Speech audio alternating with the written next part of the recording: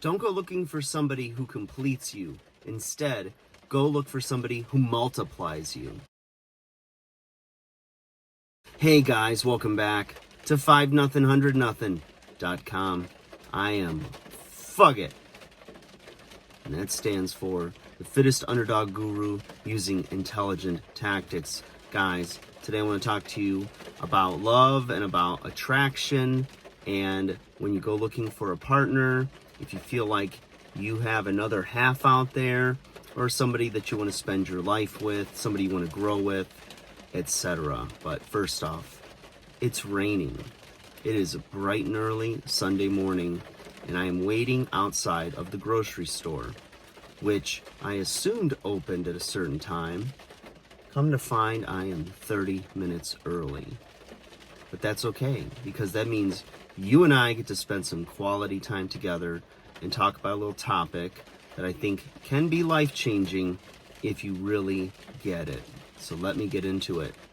Now, we've all seen the Hollywood movies, right? Where somebody looks at the other person and says they complete them, okay? Maybe you've heard it in songs. You've seen it, like I said, in the romance movies or novels. And the tragedy of when one person leaves or dies, and the human suffering, pain, heartbreak that come along with feeling like you're no longer complete if you don't have that person. And it sounds really romantic, it sounds tragic, it sparks up a lot of emotion. And anytime you love, it is a risk, and you may lose that person, or they may lose you. So, such is life. But let me tell you, if you're going about it that way, you're going about your love life, about your future in a way that another person is going to come into your life and make you happy, I am telling you that you're barking up the wrong tree. So here's what I think, okay?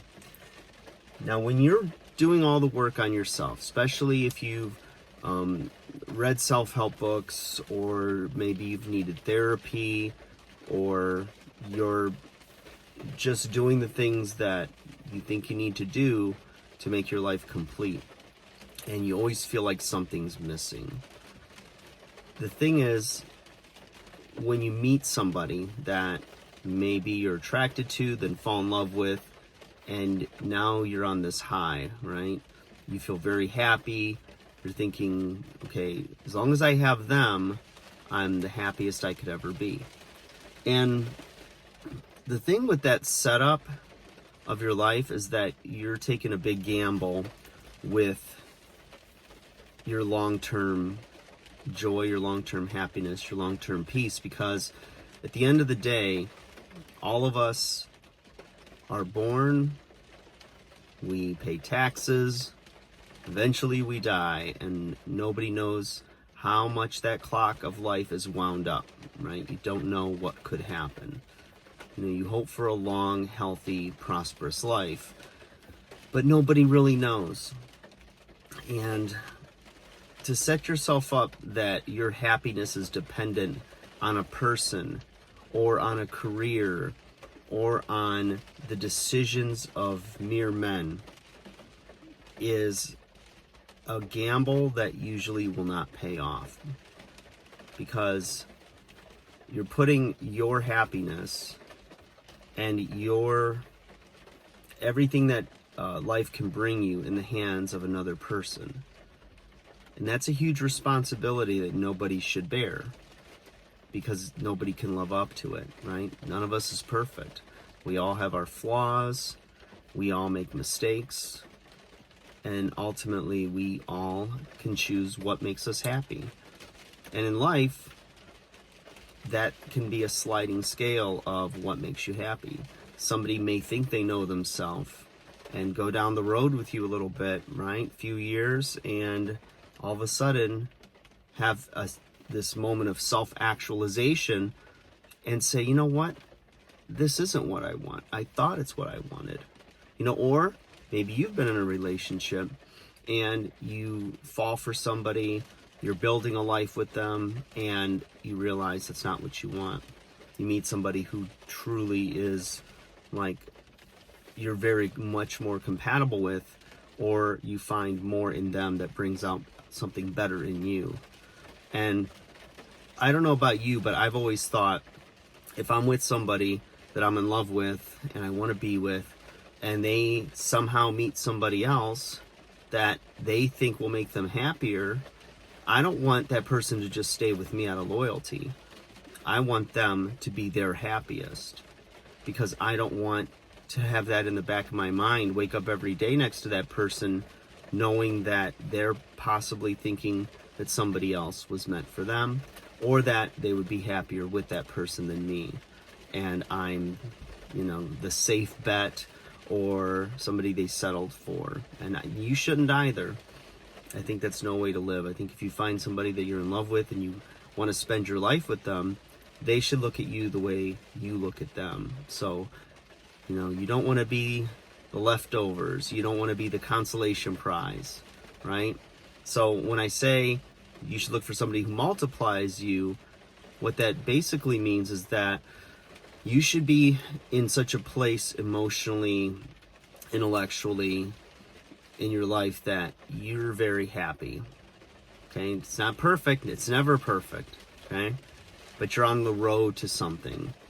At the very least, you're on the road to the things that are making you happy.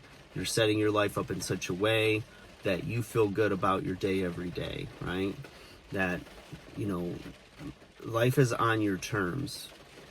Your career, your social life, your earning potential, where you live, all these things. You should feel a sense of control, accomplishment, self-esteem, and be a good, healthy person. And again, that does not mean perfection. And if you're seeking that, you're looking for all these things to line up before you're happy, you're never going to be happy. You've got to be happy on the journey, because getting to the destination, if you've put all your stock in that being when you're happy, you'll get there and you'll realize, I'm still the same person. It's like people that go, I want 2020 to be over. Well, what's going to happen January 1st? Is something going to change in the world? And it's like, 2020, it's like your happiness or your misery is not determined by the flip of a calendar day. It's basically more of your state of mind than really the state of things, if that makes sense. So when you're in a good place and you meet somebody who's in a good place as well, and they bring out something better in you, and you bring out something better in them, that's the multiplier, right? So not that you're perfect or they're perfect, but with them, you become an even better version of yourself and they themselves. And then as life goes on, if something should happen and you two are no longer together, whether it's divorce that separates you, change of heart, or death, you're not going to be completely leveled. It's not like you had your legs taken out from under you and now you're crawling. You might feel that way at first, but ultimately your foundation and your self-esteem and your self-worth was not built on the conditions of somebody else's love. And that's the healthiest way to go about your relationships if you really want to not be codependent with another person, which you shouldn't be. You should be very independent, but appreciate, value, embrace their love. Like, share, subscribe.